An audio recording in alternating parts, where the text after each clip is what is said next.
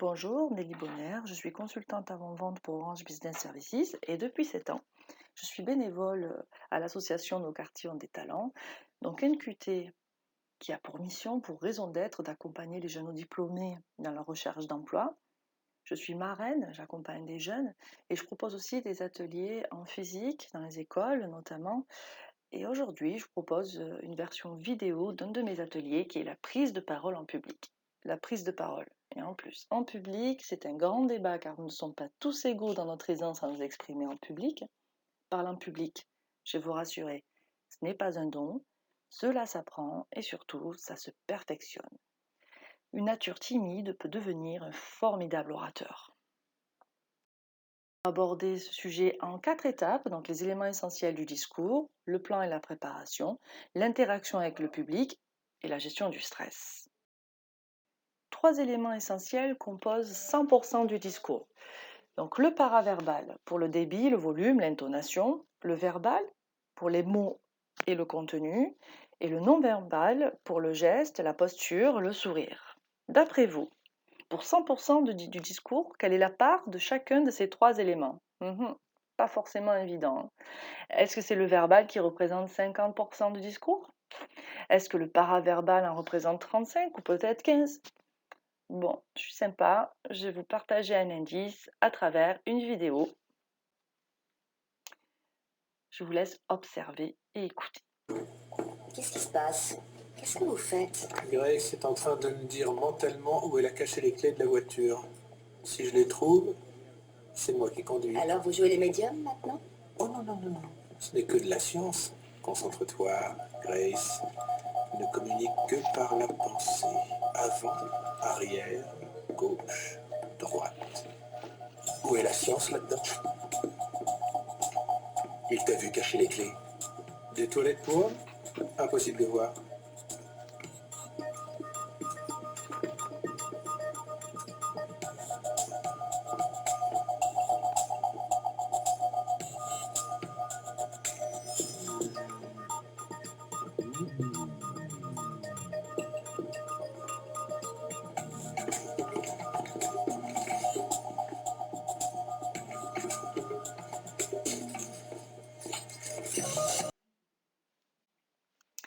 Et voilà, vous l'avez peut-être reconnu, c'est un extrait donc, de Mentaliste.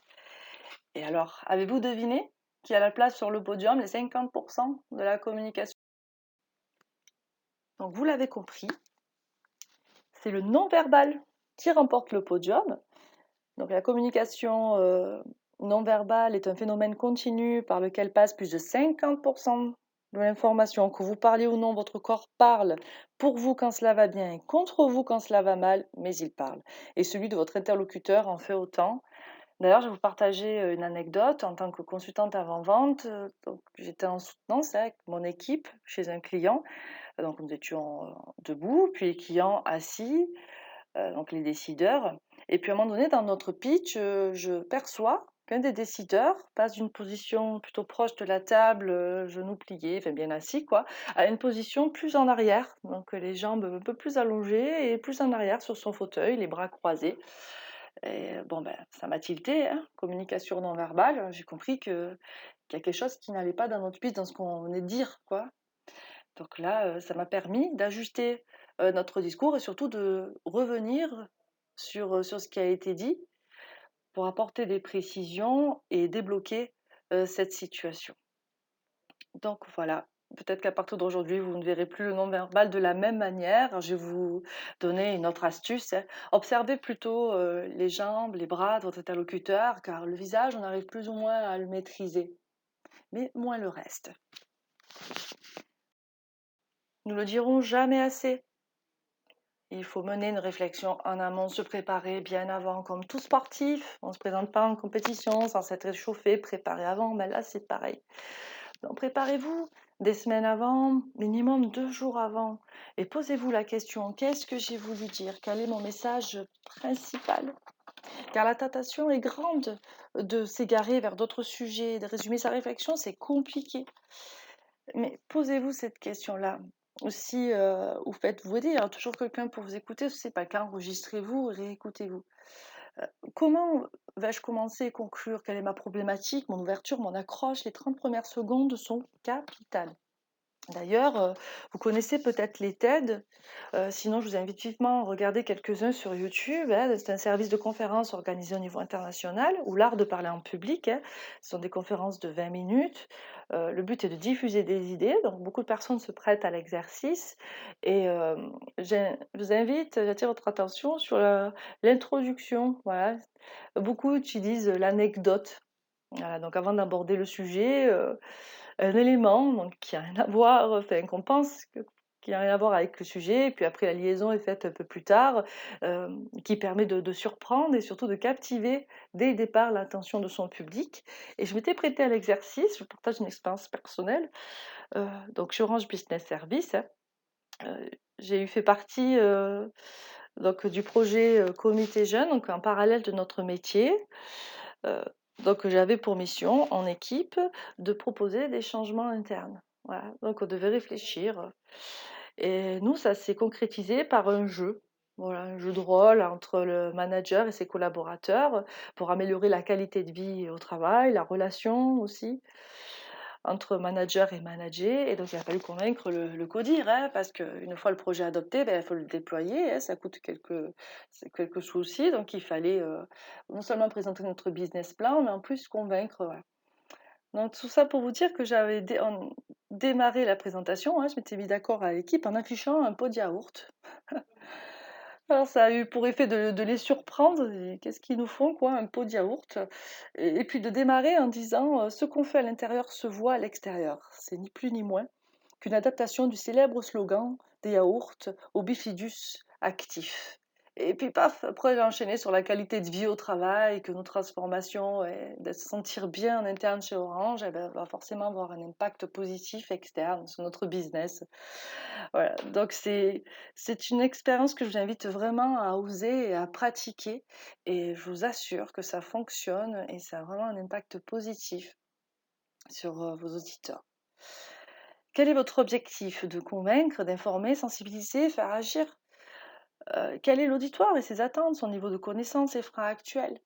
Il y a toujours possibilité de savoir à qui vous allez vous adresser et avec qui vous allez interagir. Vos organisateurs les organisateurs peuvent vous donner des indices, les réseaux sociaux aussi, hein. Moi, je vous donne, je vous partage ce que je fais, hein. Avant d'aller à un rendez-vous client, je me renseigne sur le client. Je vais sur son réseau social, je me renseigne sur les décideurs. Il y en a toujours, il y en a toujours un qui a un profil LinkedIn, sur Google, enfin, on arrive à avoir pas mal d'informations et puis c'est autant d'éléments qui me servent le jour J pour pouvoir interagir avec mon interlocuteur, attirer son attention, et puis c'est toujours reçu positivement de s'intéresser, en amont, heu, à l'entreprise, aux intérêts qu'elle a, c'est ce qui c'est différenciant en tout cas et faire des phrases courtes et simples, sujet, verbe, complément pour simplifier, son message. Choisissez vos mots-clés. La puissance des mots-clés. Alors, je vais vous partager, une vidéo de Franck Lepage. Si vous ne le connaissez pas, je vous invite à regarder quelques-unes de ses vidéos. Il est assez provocateur, notamment par rapport à la politique. Bon, c'est pas le débat du jour. Moi, je vais vous partager un extrait, pour vous prouver que les mots-clés, enfin vous prouver, sont importants. Voilà, alors Franck Lepage, là, dans cet extrait, heu, a sélectionné 17 mots. Hein, c'est 17 mots qu'il a mélangés, hein, donc après il y a un jeu de hasard et puis il va piocher un par un ces mots et ce mot-là, il faut qu'il heu, le transforme en une phrase et surtout que son discours total soit audible et impactant. Voilà, donc il ne prépare pas son discours, il prend ses mots et puis il tricote son discours en fonction de ça. Alors de manière globale, le discours, n'est essentiellement pas cohérent, mais par contre, écoutez, vous allez être surpris, comme c'est formulé et avec des phrases courtes et simples, et beh, il arrive à mettre de la cohérence, dans un discours, qui au total, ne l'est pas. Et cette notion, c'est évidemment la question des habitants, que je voudrais mettre avec cet autre concept qui est celui des acteurs. Si nous voulons considérer les habitants comme des acteurs, c'est-à-dire réaliser avec eux un authentique diagnostic partagé qui prenne véritablement en compte la dimension interculturelle, alors, à l'heure de la décentralisation, ce que nous appelons encore citoyenneté doit nécessairement s'inscrire dans une proximité, parce que la question démocratique est tout entière contenue aujourd'hui dans celle de la préservation du lien social. Et à l'heure de la mondialisation, c'est désormais l'espace du local qui est l'espace du partenariat que nous devons tisser de solidarité, faute de quoi? Faute de quoi, lorsque nous demandons aux gens de faire des projets, eh bien, il n'y aurait, à l'issue de ces projets, ils n'entraîneraient, si vous voulez, aucune espèce de développement. Et c'est pourquoi nous devons inlassablement raisonner avec eux en termes de contrat et faire notre effort permanent pour mettre en place une vraie, une authentique, une sérieuse participation avec eux.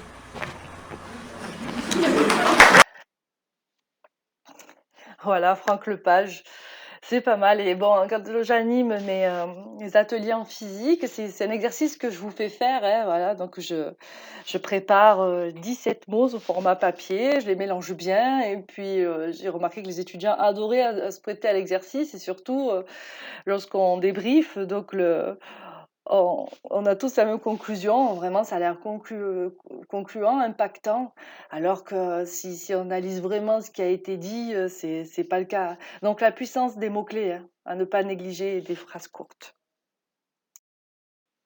Faites attention à l'écoute active, à l'observation. Écoutez jusqu'au bout votre interlocuteur et observez sa posture. Voilà, même si vous déroulez un pitch, vous le faites pour un public.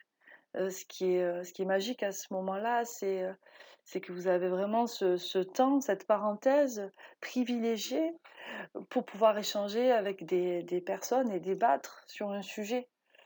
La reformulation, donc reprenez avec vos mots ce qu'a dit l'autre personne afin d'être certain que vous parlez de la même chose. Donc écoutez, reformulez. Donc au-delà de délivrer des messages, l'inverse est vrai.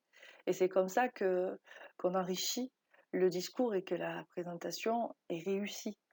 Donc distinguez ces opinions de l'objectif de la réunion, c'est-à-dire mettez de côté votre avis personnel pour rappeler l'objectif de la réunion et dépersonnaliser le débat. Voilà. Alors, je partage une expérience en tant que consultante avant-vente pour des réponses en appel d'offres notamment. Je travaille avec plusieurs filiales. Chacune a ses objectifs, ses opinions, a des marges à assurer. Et puis, ben, moi, je suis l'arbitre entre tout ça. Voilà, je coordonne toute cette équipe-là. Et j'ai eu animé des réunions où ça se finissait pratiquement en combat personnel, quoi, hein. Voilà, pour une histoire de marge d'intérêt, de conflit d'intérêts. Et puis bon, ben là, je suis intervenue en rappelant l'objectif, voilà, qui est une réponse commune pour le client, apporter un service commun. Voilà, donc je ne suis pas rentrée dans des débats, hein, coupez court à ça, n'hésitez pas à faire le disque rayé sur l'objectif commun qui fait qu'on va arriver tous ensemble au podium, hein. Placer des silences afin d'être mieux écouté. Et oui, la peur du vide, depuis toujours. Donc on comble. Et c'est là que nous perdons nos interlocuteurs ou que justement, ils ne sont pas ces phases de silence pour que l'interlocuteur peut-être puisse s'exprimer à ce moment-là. Donc la parole perd parfois ce que le silence a gagné. À méditer. Vous avez 2 heures. Je plaisante. Voilà. Nous arrivons au terme de la présentation avec la gestion du stress, hein. Le stress, oula, pas évident, hein, ça a une tendance même négative, rien qu'en le disant, mais non, en fait, c'est plutôt positif. Voilà, on parle de l'entrée de l'artiste, par exemple. Donc ce stress-là que vous ressentez, ce nez au ventre, voire même les mains moites, enfin, le cœur qui bat à fond, ça c'est positif en fait, surtout lors d'une présentation. Donc ça va vous permettre de vous donner l'énergie au bon moment, voilà, afin de rayonner pendant votre présentation. Heu, et ne pas avoir de stress est négatif aussi, parce que ça veut peut-être dire que vous êtes trop confiant et dans ce cas, vous pouvez aussi vous rater, hein. Donc ne focalisez pas sur le stress, mais sur l'objectif de la présentation et son sujet. Voilà. Et il n'y a pas d'échec, hein, en fait, hein. Voilà, déjà, après, il faut avoir du recul par rapport à l'échec. C'est peut-être pas l'enjeu de toute votre vie non plus. Donc, soyez détendus, faites passer les bons messages, accueillez aussi les critiques constructives qui vous permettront justement de vous perfectionner. Voilà. Donc, restez positif, souriez, respirez. Je vous ai partagé une de mes photos pendant ma séance de yoga en confinement.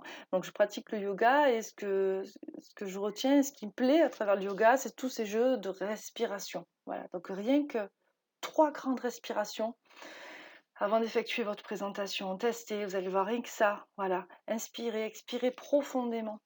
Et vous allez déjà ressentir les effets bénéfiques d'utiliser cette mécanique puissante qui est la respiration. Entraînez-vous, répétez votre discours devant des amis, de la famille, avec vous-même, enregistrez-vous les supports. Il ne faut pas lire son PowerPoint, je le vois encore trop souvent. Et puis je l'ai vécu, hein, j'ai fait l'erreur, hein. J'ai longtemps lu en séance mon PowerPoint, me retourner sans cesse vers lui. Voilà, j'ai appris à m'en détacher petit à petit, en prenant confiance, en testant, en me détendant. Voilà, voilà. Et ça, tout le monde est passé par là. Je vous rassure, c'est l'entraînement qui fait que vous vous perfectionnerez, hein. Mais sachez que le PowerPoint n'est pas votre béquille. Maintenant, il existe des présentations sans PowerPoint, on appelle ça des pitchs ou des elevator pitch, et c'est de plus en plus la tendance, hein. L'oral à la mode. Voilà. Donc, ce n'est pas la fin du PowerPoint, mais en tout cas, ce qui est sûr, c'est qu'il ne faut pas le lire et vous retourner sans cesse vers lui. Vous savez, ce qui a jeté un coup d'œil, oui, histoire de reprendre le fil de la conversation, mais ne c'est votre public qui est important. Voilà, c'est l'interaction que vous avez avec lui. Voilà, le reste, vous le savez, si vous l'avez révisé, vous le savez. Vous avez toute la logique dans votre tête. Donc, détendez-vous par rapport à ça et utilisez plutôt votre public. Voilà, bienveillant avant toute chose. Et assurez-vous d'avoir à portée de main de l'eau. Voilà, un verre, une bouteille, mais de l'eau pendant votre discours. Ça vous obligera aussi à faire des silences. Donc c'est une pratique technique que je vous partage. C'est que si vous vous en rendez compte à un moment donné, si vous avez pris le TGV pendant votre présentation, c'est peut-être bon de mettre des silences par rapport à ce que je vous ai expliqué aussi, hein, la mécanique du cerveau de chacun, hein, qui a besoin de silence pour faire ses interactions sémantiques et pour être impactant aussi. N'hésitez pas à placer des silences et pour vous y aider, buvez. Voilà, voilà, prenez votre gorgée d'eau. Ça placera un silence, ça permettra au public d'imprégner ce que vous avez dit et puis après, de marquer de l'intérêt aussi de manière générale à votre présentation. Je vais vous partager aussi, une pratique, hein, personnelle. Voilà, je mange avant une présentation. Voilà. Voilà, bizarre, hein, parce qu'on a envie de tout sauf de manger, hein. Mais en fait, c'est une personne qui m'a partagé cette astuce, donc c'est pas mal parce que c'est utiliser une mécanique naturelle qui est la digestion. Voilà, alors, pas se faire un repas, hein, non plus, hein. C'est par exemple, une banane suffit à déclencher, donc la mécanique, de la digestion qui naturellement ralentit votre organisme le corps est aussi concentré à cette tâche-là et puis mécaniquement, donc atténue les effets du stress. Donc n'hésitez pas à trouver vos astuces, mais si vous devez retenir quelque chose, c'est respirer.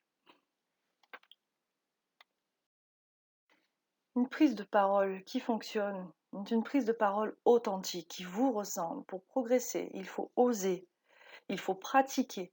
Il ne faut pas chercher à jouer un rôle qui ne vous correspond pas, à vous représenter autrement que ce que vous êtes, hein. S'assumer, cultiver ses points forts de sa personnalité, y compris sa timidité, est la meilleure des méthodes. Je vous remercie pour votre écoute. J'espère que cette vidéo vous a plu. En tout cas, ça m'a fait plaisir de la créer pour vous.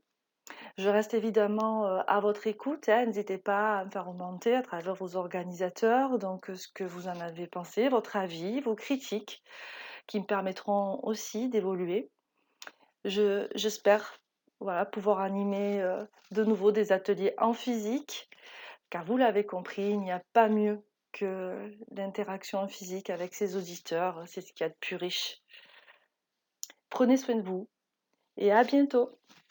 Merci.